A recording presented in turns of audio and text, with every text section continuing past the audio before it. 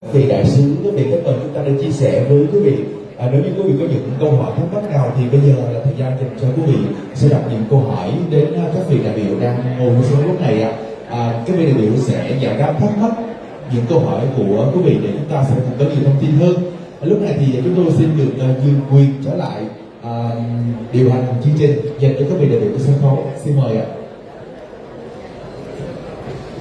Ladies and gentlemen, this is the beginning of the Q&A section. Thank you. Em xin chào tất cả cô chú anh chị. Như thường lệ thì em sẽ tiến hành cái buổi trả lời câu hỏi này giống như ở nhạc. Thế là đầu tiên em sẽ đọc câu trả lời bằng tiếng Việt.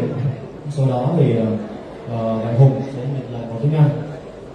Và khi các vị khách của chúng ta trả lời bằng tiếng Anh thì bạn Hùng sẽ dịch lại. Và cứ thế chúng ta sẽ làm hết câu hỏi. Xin anh chị em vào chỗ ngồi đấy ạ, và chúng ta trật tự ạ. Vì các cái câu hỏi này rất là quan trọng, cho nên là chúng ta tập trung để nghe, vì không phải chỉ có chúng ta ở đây mà còn trên toàn thế giới, và trên fanpage của chúng ta có tới 70, bây giờ đã mấy ngày hôm nay mà đã lên đến bây giờ là số 70.000 rồi ạ. Cho nên là anh chị em chúng ta trật tự ạ. Xin cảm ơn. Rồi em xin bắt đầu vào câu hỏi đầu tiên luôn ạ. Câu hỏi này dành cho Plady. Theo như tôi được biết, trên thế giới hiện nay có rất nhiều nền tảng thương mại điện tử lớn như Amazon, Alibaba, Lazada, Shopee tại thị trường Việt Nam. Với quan điểm của ông thì nền tảng Dealshaker của công ty có lợi thế gì so với các nền tảng thương mại điện tử lớn hiện nay? Question for Vladi. There are many major e-commerce platforms around the world, and in Vietnam alone, there are already two very strong platforms, Lazada and Shopee. What is the difference between Dealshaker and those platforms?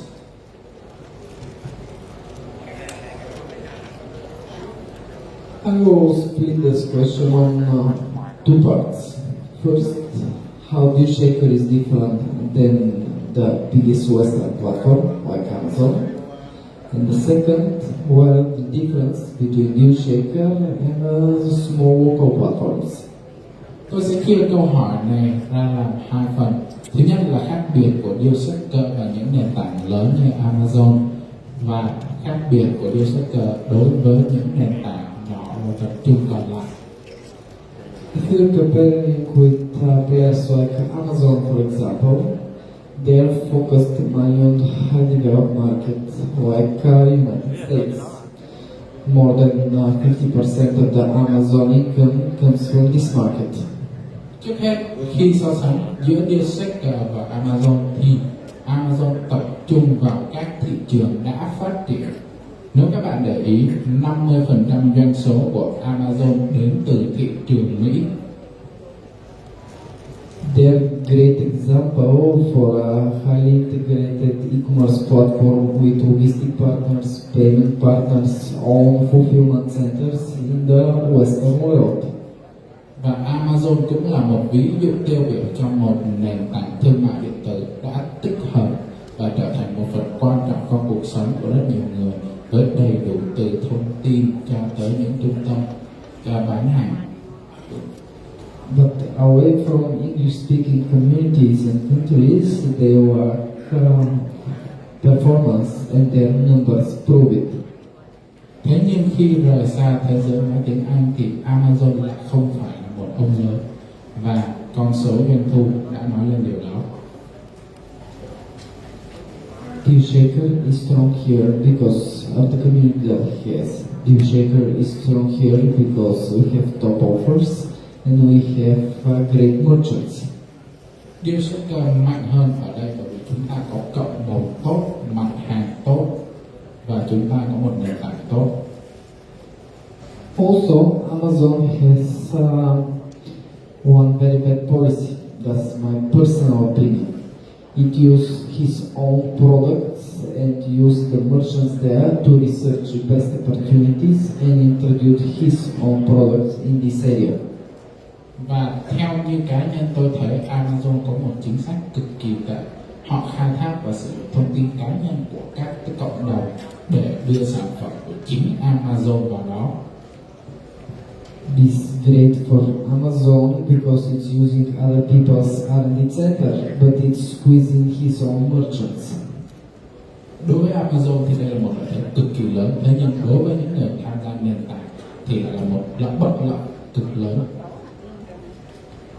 Also, if you're a merchant in Amazon, you have to pay amazing amount of money about ads and product positioning there. It's the most expensive advertising platform in e-commerce world. Và nếu các bạn để ý, các bạn cũng sẽ nhận ra Amazon đòi những chi phí cực kỳ khủng khiếp bởi vì đó là nền tảng nổi tiếng nhất trên thế giới. Dealshaker provides you a cheap option to position yourself and promote your deals in our community. Còn Dealshaker cung cấp cho các bạn những giải pháp rẻ hơn, thế nhưng vẫn cho phép các bạn tương tác với cộng đồng rất nhiều. Let's go to the second part of the question to compare Dealshaker with small local platforms. Và bây giờ chúng ta sẽ đến tới phần tiếp theo của câu hỏi so sánh Dealshaker với những nền tảng khác nhỏ hơn. The main difference here is that the Dealshaker allows his merchants to export their goods all around the world and trade with buyers and other merchants in other countries. Khác biệt lớn nhất giữa Dealshaker và các nền tảng khác đó là Dealshaker cho phép người bán xuất khẩu hàng hóa đi khắp nơi và giao thương với những cá nhân ở những nước quốc gia khác nhau. If you're using a small local platform, you're limited to its region. Nếu như sử dụng những nền tảng khác thì các bạn không thể xuất khẩu được. Ví dụ giống như ở Shopee, bạn không thể bán hàng sang Trung Quốc. That's it. Thank you. Tôi xin hết. Cảm ơn các bạn.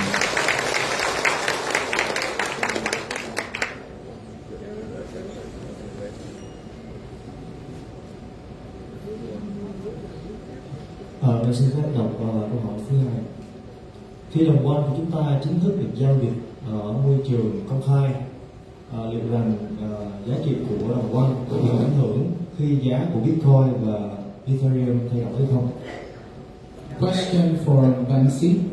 When one is officially traded in an open public environment, will the price of one be affected by the price of Bitcoin and Ethereum? Thank you. Before I say anything, I would like to tell you something about the stage that you are seeing, and I want to tell you that you are the pioneers of what we just created, this open table. It's the first time in the history of the company, and we decided to do it here in Vietnam. Cảm ơn các bạn. Và trước khi tôi trả lời câu hỏi thì tôi muốn nói rằng đây là lần đầu tiên thực hiện một cái cuộc đối thoại mở như vậy. Đây là lần đầu tiên trong lịch sử của công ty và chúng tôi quyết định tổ chức ở Việt Nam.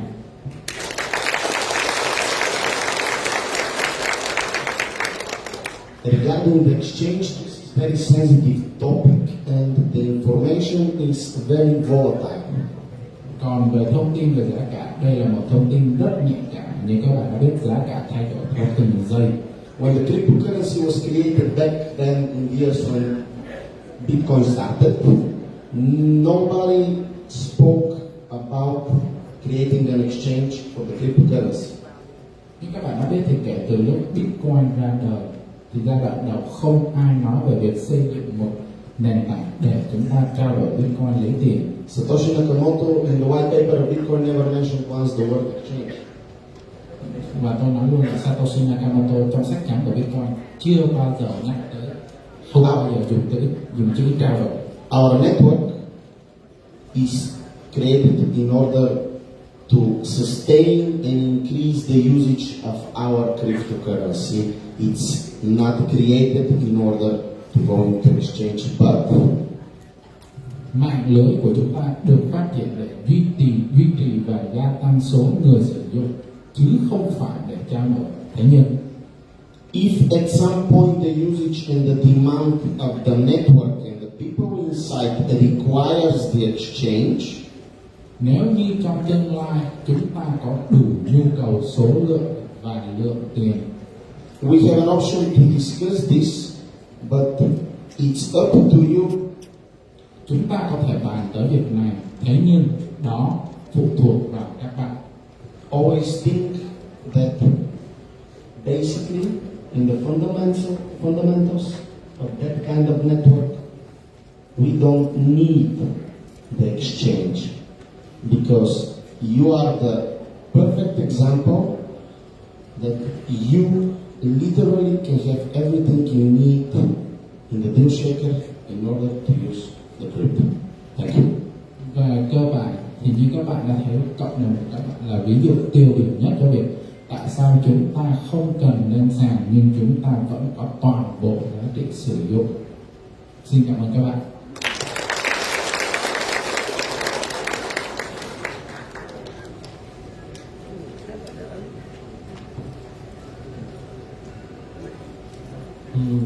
Em xin đọc câu hỏi kế tiếp. Câu này thì nó hơi dài một xíu, vì em muốn đọc nguyên văn từ của một thành viên. Cho phép tôi được chia sẻ với các bạn một vấn đề mà theo tôi vấn đề đó rất thú vị. Đó là vấn đề liên quan tới One. Nếu như trước kia chỉ với blockchain tập trung thì OneCoin được coi là One tiền ảo. Lúc này One được coi là một phương tiện thanh toán thông qua sàn Dealshaker giống như Bitcoin, USDT, ETH mà chúng được coi là tài sản kỹ thuật số.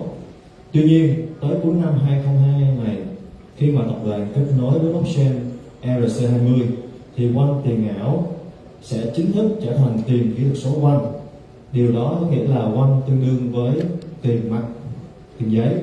Tôi hiểu như vậy có đúng không?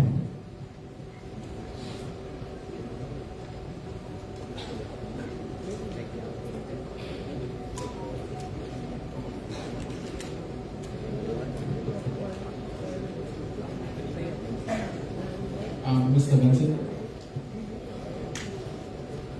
Excuse me? This question is a bit long, and if it's hard for you to follow, you can check in the Telegram message group. When you're ready, ask me to read it. Question 1. Topic about the One. Allow me to share with you an issue that I think is very interesting, which is related to the One. If in previous time, one live company had only the centralized blockchain, OneCoin was considered as the one virtual currency, and the One have considered as a means of payment to the Dealshaker platform, like Bitcoin, USDT, Ethereum. They are considered digital assets. However, by the end of 2022, when one live company connects to the ERC20 blockchain, virtual currency One will officially become the one digital currency. Do I understand that right?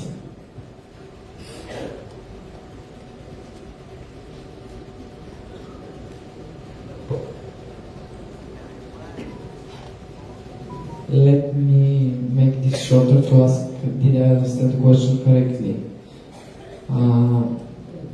There is a difference between one virtual currency and one digital currency. Is that what is asked here? One moment.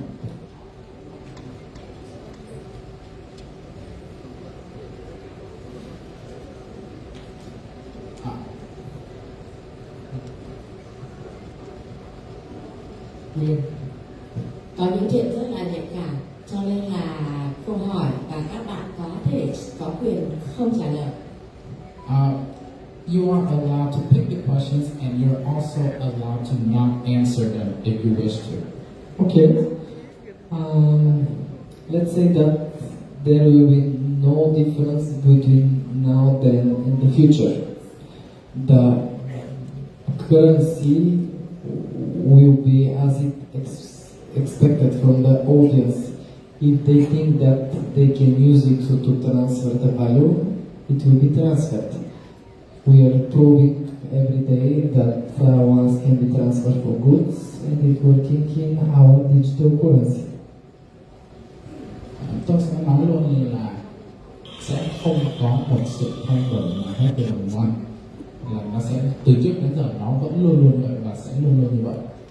Chúng ta đã chứng minh được rằng chúng ta có thể sử dụng đồng One để mua bán trao đổi hàng hóa, và chúng ta đang chứng minh mỗi ngày rằng nó có giá trị. Tôi xin hết. I would like to add something. Bên kia muốn thêm. I would like to add something on the previous question. At the end, I forgot to mention about the price that you were asking. Is there going to be difference if we go into exchange? How the Bitcoin and the Ethereum is going to be related? Tôi muốn trả lời thêm một chút về câu hỏi trước về việc khi mà giá trao đổi Bitcoin và Ethereum liệu nó có liên quan hay không? Almost every cryptocurrency and its price is related to the price of the Bitcoin and partially of the Ethereum. Hầu hết tất cả các đồng tiền kỹ thuật số hiện hành trên thị trường giá cả đều bị lệ thuộc trực tiếp và gián tiếp vào Bitcoin và Ethereum.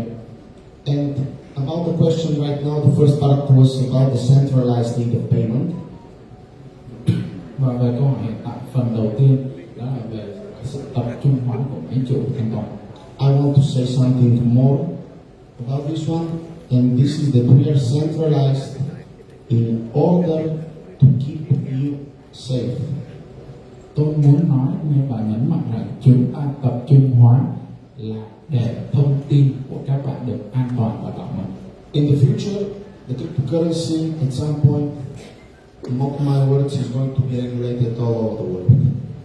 Và tôi xin tuyên bố là trong tương lai gần kiểu gì các chính phủ cũng sẽ kiểm soát tiền điện tử. One of the part of being centralized is to have the control of the KYC in order in the future, when there's going to be regulations, we already need to have the KYC so you can work easily without wasting time. Và lợi thế lớn nhất của việc tập trung hóa đó là việc sau này khi chúng ta cần phải đệ trình lên chính phủ, chúng ta đã có đầy đủ thông tin cần thiết, và đó là một lợi thế cực kỳ lớn của chúng ta. Cảm ơn các bạn.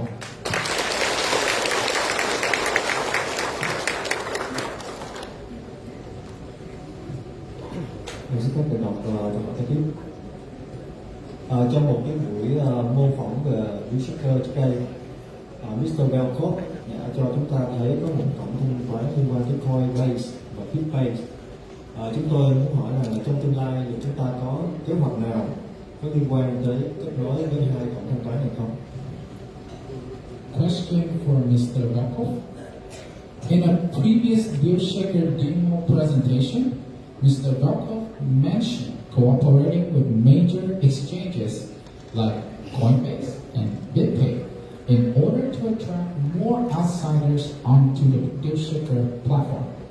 In the future, does the company intend to follow through with this plan? And how long until the company allows major payment services providers like Visa and MasterCard? Yes, including new payment methods is part of our roadmap. Trước hết tôi muốn trả lời là có cung cấp và cho phép những phương pháp thanh toán này, đó là nằm trong lộ trình của chúng tôi.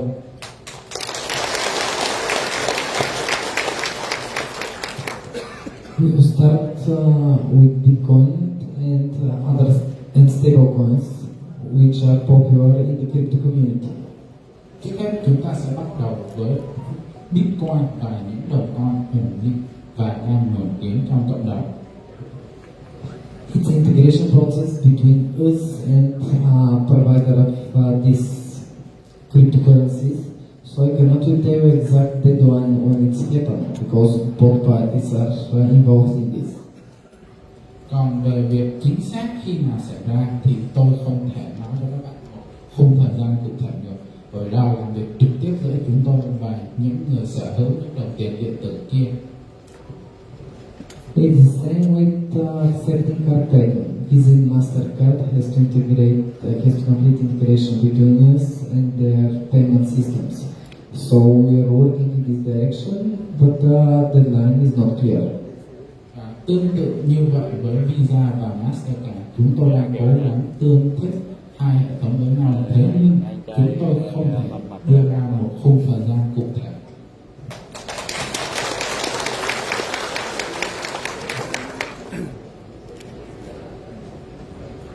Ống này nó giúp mình cơm. Xin phép đọc một câu hỏi.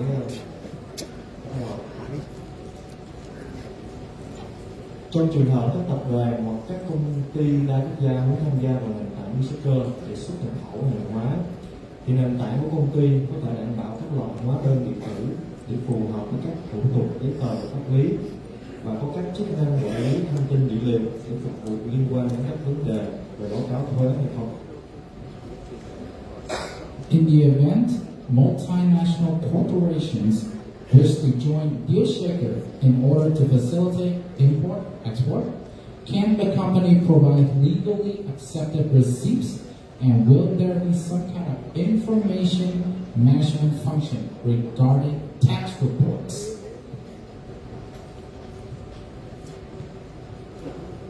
I will start answering this question, and then maybe Dealshaker can add their thoughts on it. Yes, company provides all the required financial and legal documents if it's related to the company. For the deals, merchant is responsible to provide the proper receipt or invoices to the buyer, because the deals goes on buyer and merchants. Trước hết tôi sẽ bắt đầu trả lời câu hỏi này đối với MC. Và đầu tiên tôi muốn nói luôn là công ty sẽ hỗ trợ pháp lý các bạn, nhưng đó là về giấy tờ liên quan tới công ty. Còn về hóa đơn mua bán thì đó là trách nhiệm của các bạn và người mua. We already made a couple of trips this year, longer than days, in the whole Latin America.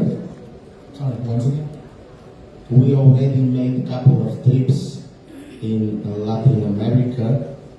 Chúng tôi đã đi thăm Nam Mỹ vài chuyến. And Vladi, Mr. Velkov raised the questions of import and export and the documentation's requirement to some of the merchants and the people that are working there with the Dealshaker. Và Vladi đã giải thích với một số những người và các thương gia đang hoạt động ở đó về khía cạnh giấy tờ. So yes, the answer is yes. We are going to assist you when you work with Dealshaker in order to have the necessary papers or advices from our side, so you can import and export. Và vì thế nên câu trả lời của tôi sẽ là công ty sẽ hoạt động và hỗ trợ các bạn, cố vấn cho các bạn để các bạn có thể có được thông tin giấy tờ đầy đủ cho việc xuất nhập khẩu. Cảm ơn các bạn.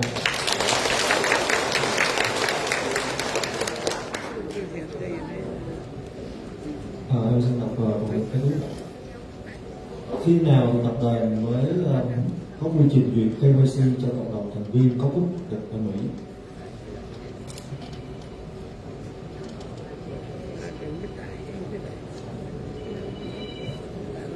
When will the company start approving KYC for American citizens member?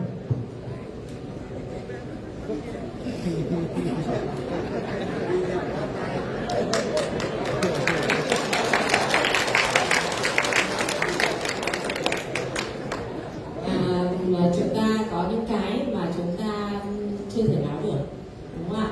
Cho nên anh chị em thông cảm, chúng ta có thể bỏ qua câu này. Chúng ta sẽ được, chắc chắn chúng ta sẽ được trả lời, vì đã là toàn cầu thì không gì là không thể. Nhưng bây giờ thì tạm thời từ từ. Ok, xin cảm ơn anh.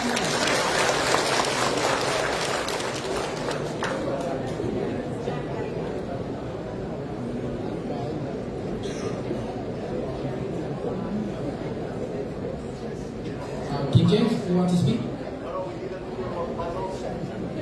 Okay, so she said that this question is for another time because there are a lot of things that we are not certain about right now. About what? About this question, we are very certain. Okay. I smile or I laugh at the question because it's a question that is very popular. Tôi cười bởi vì thực sự cái câu hỏi rất là phổ biến. And the honest answer is very simple. Câu trả lời thì thật sự rất đơn. Until the regulatory rules and restrictions that the US currently has regarding cryptocurrency and MLM companies that deal with cryptocurrencies, Cho tới khi nào mà những lệnh cấm, những luật lệ cấm bỏ liên quan tới công ty tiền điện tử và marketing đa cấp độ, and the existing situation that the company has in the US, và những thực hiện tại những cái tình huống mà công ty đang đối mặt với Mỹ hiện bây giờ. Until these things are resolved, we cannot assist the members until these things are resolved. Cho tới khi những điều trên được giải quyết, chúng tôi rất tiếc không thể nào hỗ trợ những thành viên quốc tịch Mỹ. Because the company intention is to be legally compliant globally with any market that wants to participate in partnership with the company. Và vì tiêu chí đầu tiên của công ty là phải tuân thủ pháp lý ở tất cả mọi vùng lãnh thổ chúng tôi bước vào. So for those members that want KYC approval, just know that it's suspended temporarily. Cho nên tôi muốn nói với những người đang có KYC mà chưa được duyệt, đó chỉ là tạm thời.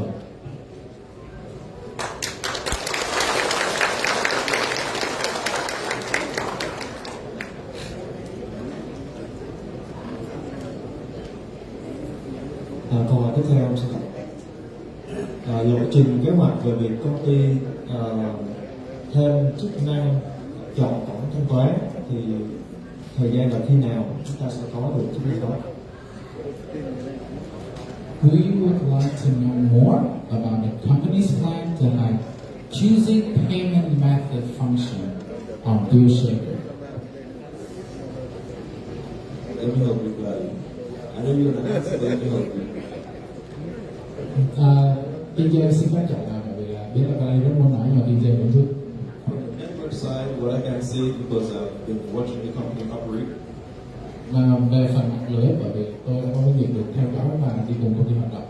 I know that extensive conversations and processes with certain payment providers and certain payment processes has been happening since last year. Tôi biết rằng chúng ta đang đối thoại và trao đổi trực tiếp với một số nhà cung cấp dịch vụ thanh toán từ năm ngoái. I know we are closer to a solution today than we were 10 months ago. Tôi biết rằng chúng ta đang tới gần với giải pháp hơn so với 10 tháng trước. This solution could be 6 to 18 months from now. We do not want to say a definite date because, as you know, things can change with regulators anytime. Tôi chỉ có thể ước chừng từ cá nhân tôi là sẽ cần từ 6 tới 18 tháng tới.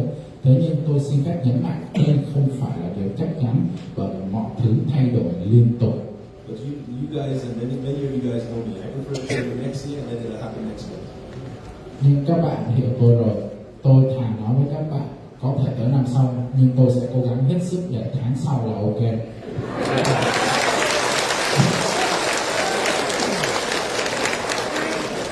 So the best thing for all of us to do is Thế nhưng vì thế cho nên điều tốt nhất mà tất cả chúng ta có thể làm ngay bây giờ to trust the process. Let's just trust the process. hãy tin tưởng hệ thống và quá trình. Hãy tin tưởng vào quá trình. Thank you. Cảm ơn.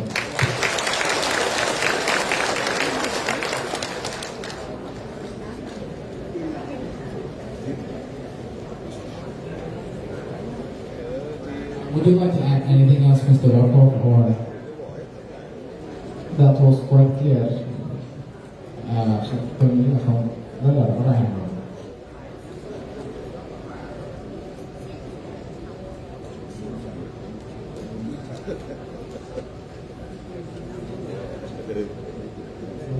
Câu hỏi tiếp như sau. Đồng One hiện tại vẫn đang giao dịch nội bộ, chưa giao dịch đại chúng. Hiện tại chưa thanh khoản được cho merchant. Vậy tập đoàn có giải pháp gì để gia tăng lợi ích cho doanh nghiệp và thu hút họ đến với nền tảng Dealshaker hay không?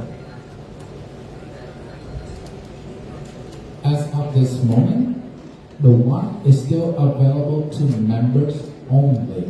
Merchants can't convert it to fiat yet. What can the company do to increase profit for other companies and attract them to the one ecosystem?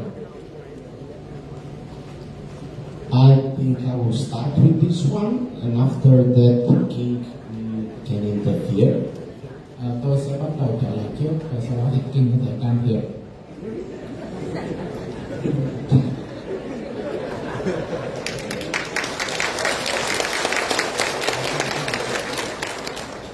Do you remember 1 hour and 7 minutes ago, Władysław Welko was on the stage? Các bạn có nhớ khoảng chừng 67 phút trước thì Vladi mới ở trên sân khấu đúng không? He's not good at painting, but he tried his best to draw a simple example of what we are trying to implement in the future. Anh ấy đã cố gắng vẽ một bức tranh mà ai cũng có thể nhìn được nhưng mà để hiểu về cách mà tương lai chúng ta sẽ hoạt động ra sao. So yes, we are trying to attract an option for new merchants in order to expand them as new members as well. Vì thế cho nên chúng tôi đang cố gắng để có thể thu hút những doanh nghiệp mới nhằm biến họ thành những thành viên mới. Looking it on a different angle, this is an option not only a member to obtain partially part of our economy. Thank you. Once again, please consider last sentence. This is an option that not only a member to obtain partially a coin of one. Thank you. Và các bạn có thể thấy là chúng ta đã có những giải pháp để những người không phải là thành viên có thể xài được đồng won. Cảm ơn mọi người. Because I would add to it. Tôi xin phép được thêm. Because Vladi shared on the stage just a little while ago. Vladi đã chia sẻ trên sân khấu cách đây không lâu. And the reason why he was able to share what he drew on the stage a little while ago Và lý do mà Vladi có thể chia sẻ và vẽ cái bức họa đó cho các bạn is because the Dealshaker attract many different people to just look at our offer deals. là bởi vì Dealshaker thu hút được rất nhiều người trước mắt là họ phải xem được deal đã. Remember, to view the platform, to look at Dealshaker, you don't need to have to be a member. Anyone can view the deal. Tôi muốn các bạn nhớ rằng không cần phải là thành viên của hệ thống thì vẫn có thể là Dealshaker thoải mái. So if we as IMEs do our responsibility correctly, Và chúng ta với tư cách là các cộng sự tuân theo các trách nhiệm của chúng ta và hoàn thành nhiệm vụ, which is to educate merchants by allowing them to understand joining the second economy and joining a digital wallet. đó là giáo dục tất cả mọi người, đặc biệt là những người nói về việc gia nhập Dealshaker và gia nhập vào nền kinh tế thứ hai này, Allowing them to participate with an option of a currency that appreciates in value instead of decreasing in value. cho phép họ tham gia và sử dụng một đồng tiền mà sẽ gia tăng về giá trị chứ không bị sụt giảm. Once we continue to build awareness for merchants and in the public overall, Một khi chúng ta gia tăng nhận thức cho cộng đồng và cho tất cả mọi người, people are going to see the deal and they're going to want to purchase the deal once the price is fair. thì họ sẽ đến, họ sẽ xem xét và họ sẽ muốn mua deal đó nếu như giá cả hợp lý. This is why the regulations on the prices on the Dealshaker platform have to be absolutely clear and the market price, if not below. Vì thế, giá cả trên Dealshaker phải là giá hợp lý, nếu không muốn nói là giảm giá cho người mua. Then these viewers, the people who are viewing our platform for the first time, may want to click and purchase the deal. Để những người khi họ mới xem và truy cập vào Dealshaker lần đầu, họ sẽ muốn mua deal đó. Vladi is responsibly building a platform on the inside of Dealshaker that would allow them to purchase the deal, purchase the one, and then get the goods and service from the merchant. Vladi đang xây dựng một cơ chế mà người nào có thể mua one rồi dùng one đó để trao đổi và mua được thứ mà họ muốn. This development will only happen if we continue to build awareness and create demand for our supply. Và chuyện đó sẽ chỉ xảy ra nếu như chúng ta tiếp tục tuân thủ trách nhiệm và giáo dục lan tỏa thông tin cho tất cả mọi người. Never forget the role and function of the company and the role and function of the IMA. Đừng bao giờ quên trách nhiệm và vai trò của công ty và trách nhiệm và vai trò của các cộng sự. The company is responsible for building everything around the supply, all the infrastructure, anything technical. The company, that's their responsibility to provide everything for the supply. Công ty có trách nhiệm cung cấp cơ sở hạ tầng cho tất cả mọi thứ our responsibility is to build demand for that supply. Và chúng ta có nghĩa vụ phải tạo ra cung và cầu cho hệ thống đó. And once we have this cohesion together, then all we're going to do is have more and more success. Và khi chúng ta đạt được sự giao thoa này, sự thống nhất này, thì chúng ta sẽ có mọi thứ mình cần. So yes, merchants will be able to use this function as we develop and grow as a network. Thank you. Và vì thế cho nên có các công ty khác sẽ sử dụng được cái chức năng này khi chúng ta tham gia vào phát triển hệ thống. Cảm ơn mọi người.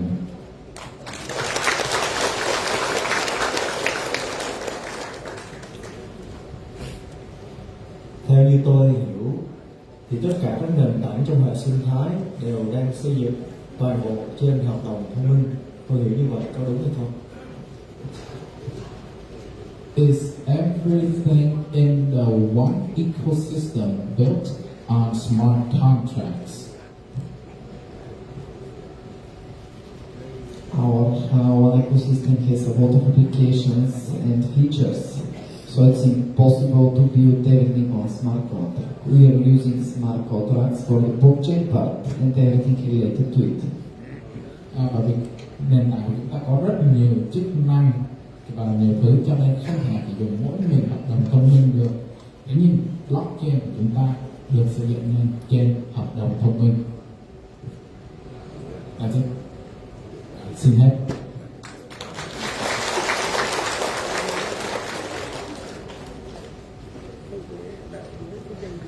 Tôi sẽ đọc câu hỏi của các bạn.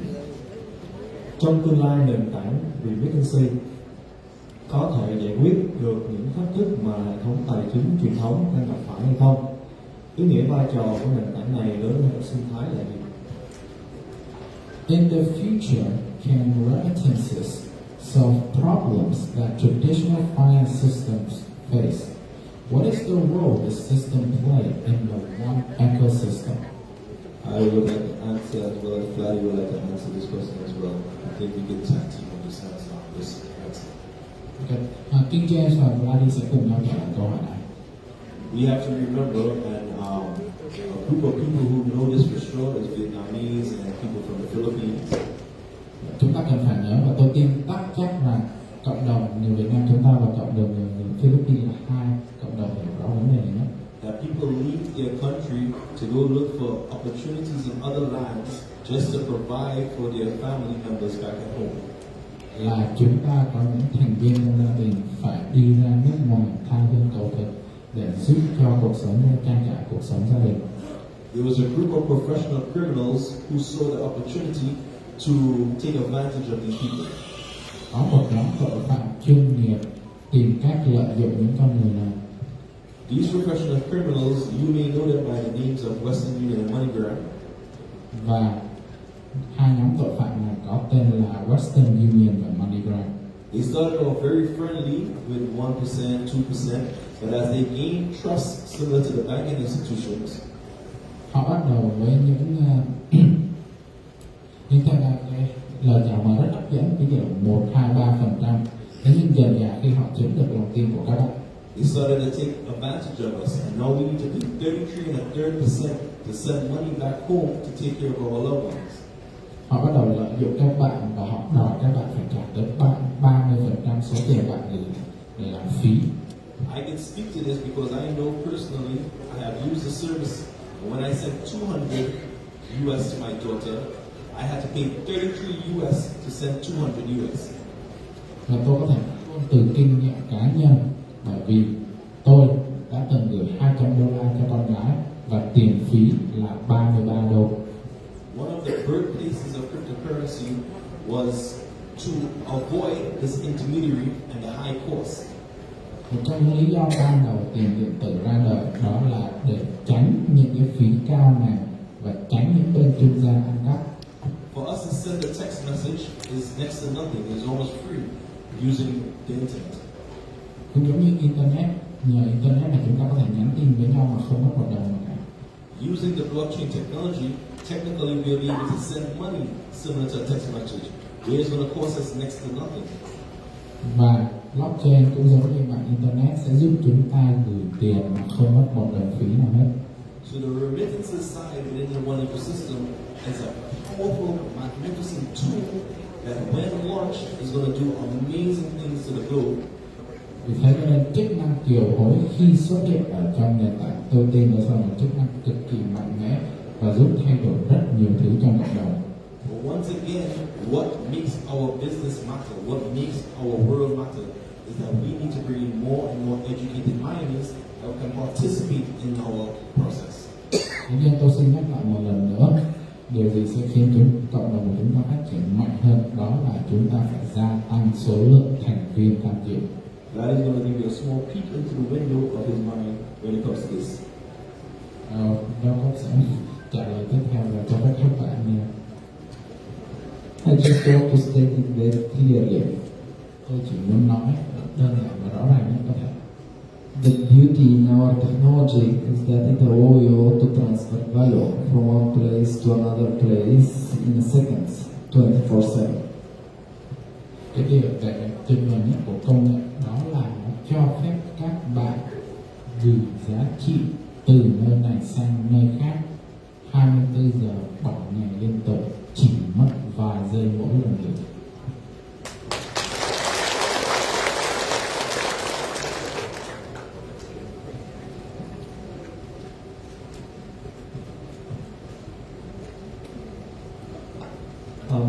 Chúng ta đã gần đến giờ kết thúc rồi, cho nên là họ sẽ trả lời chúng ta một câu hỏi thôi. This next question will be the last. Khi nền tảng công nghệ blockchain của công ty chính thức đưa ra công khai, thì nền tảng blockchain của công ty có thể kết nối giao thoa với các nền tảng công nghệ blockchain khác ở trên thị trường hiện nay hay không? When the company's blockchain is moved to a public network, can it connect with other blockchains? Can you repeat the question, please? Okay. When the company's blockchain is moved onto a public network, can it connect with other blockchains? Yes, our blockchain will be publicly available, and different kind of bridges can be done with external blockchains, if that makes sense for our ecosystem. Có. Khi nền tảng của blockchain của ta được ra công chúng thì họ có thể kết nối với những nền tảng khác và thực hiện mua bán trao đổi, nếu như chỉ khi nào nó hợp lý với nền tảng của chúng ta.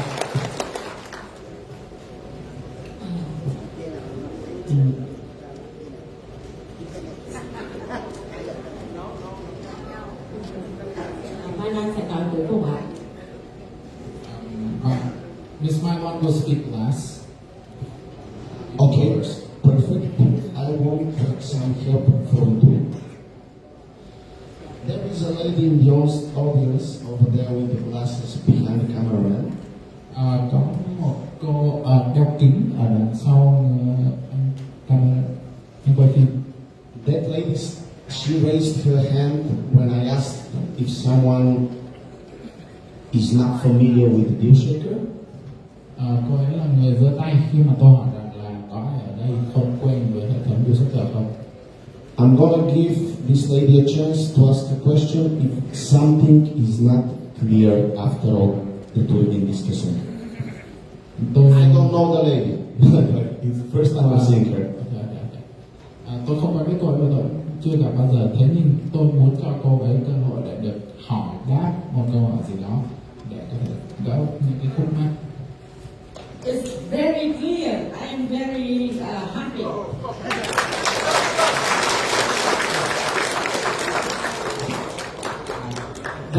Câu trả lời là rất là rõ ràng rồi và tôi rất là vui. I am happier when after we finish and after we explain what we have to explain, there are no questions. This is where I'm happy. Tôi rất là vui bởi vì là sau khi mà chúng ta giải thích tất cả các câu hỏi, không còn ai có vướng mắc gì nữa, chúng tôi rất vui về cái.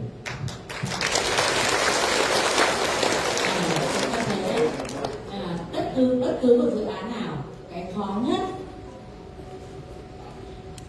As you can see, for any project, is single harvesting. Thứ nhất là phổ cập toàn cầu. is to spread your knowledge far and wide. Amazon cũng mới có 10 mấy quốc gia thôi. Amazon, you have to remember, are only available on a dozen countries or so. Còn lát của chúng ta thì sao? What about our one? Bao nhiêu ạ? 195 quốc gia. How many countries are we in? 195. Thế là cái khó nhất thứ nhất chúng ta đã làm được. So the hardest thing we've already accomplished. Cái thứ hai, Second thing, Bitcoin mà đủ tư cách pháp nhân thì chúng có đồng coin là còn cơ hội không ạ? if Bitcoin can be legally accepted and be legal compliance, then what are the chances for other cryptocurrencies? Nhưng họ không thể làm được. But they cannot do that. Còn chúng ta thì sao? What about us? Về tư cách pháp nhân của Bitcoin chúng ta biết đấy, đầy đủ hết điều kiện của những cái gì mà đồng Bitcoin cần có. We have already worked towards doing everything we can to be legally compliant. Nhưng còn một điều nữa chúng ta thua Bitcoin. But however, there's one last thing that we are behind Bitcoin. Đó là đưa đồng băng của chúng ta ra ngoài công chúng. That is to bring one to the public. Mà điều đấy And that dựa vào tất cả các bạn. is up to all of you. Chúng ta We need to work harder. đưa con của chúng ta ra cộng đồng bên ngoài Bring one to the outside public bằng mọi con đường có thể. in every way possible. Xin cảm ơn anh chị em. Thank you all.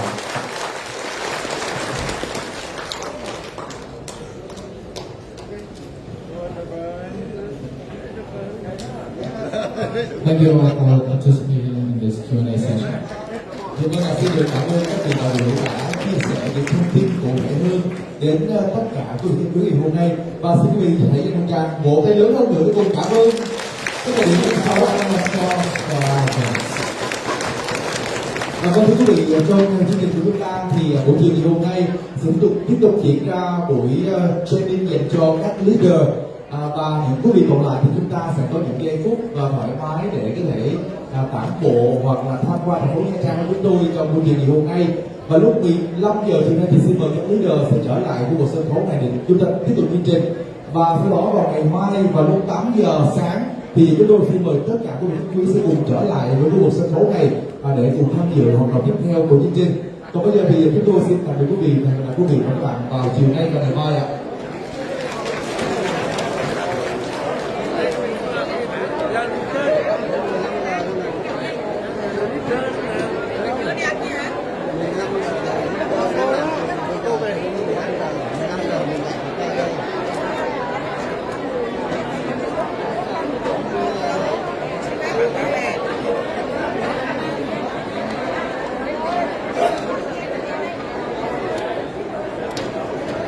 Chị 12 giờ hơn đi.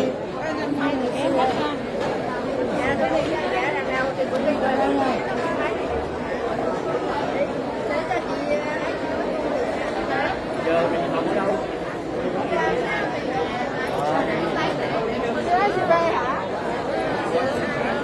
Bây giờ ra xe từ sáng nay.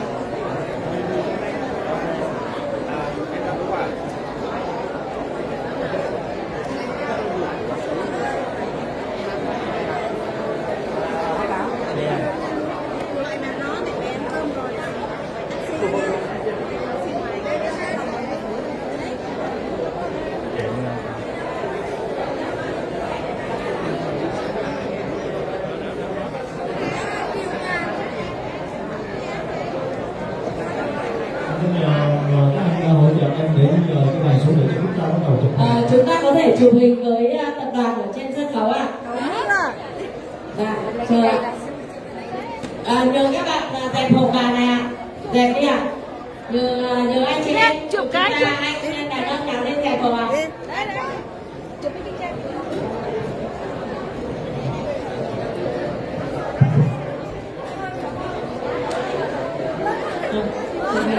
Chị gọi mọi người lên đi.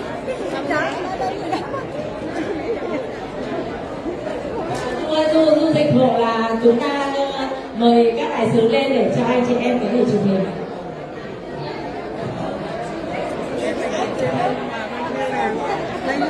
Anh chị em chúng ta có thể lên đây ạ. Mọi người có thể lên để chụp hình chung với đài chúng ta.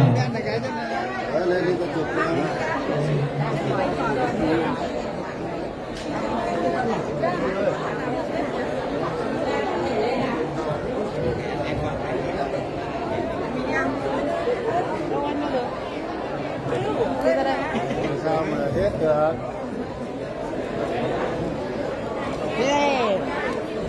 Lên làm quả thôi. Cứ lên làm quả thôi. Cứ lên làm quả thôi.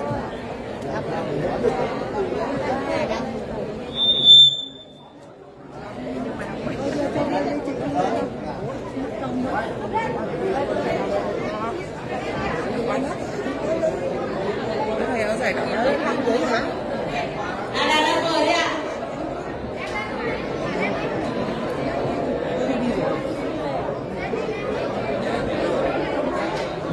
Chúng ta có thể tiếp tục ngồi tới cả cái tầng dưới ạ.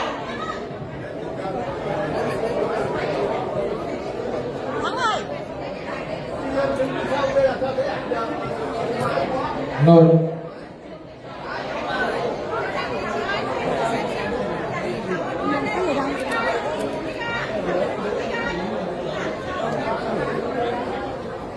Mời chúng ta về đến nơi này, chúng tôi lại trước này. Chúng ta có thể đứng dịch hai bên cái hàng cũng được ạ.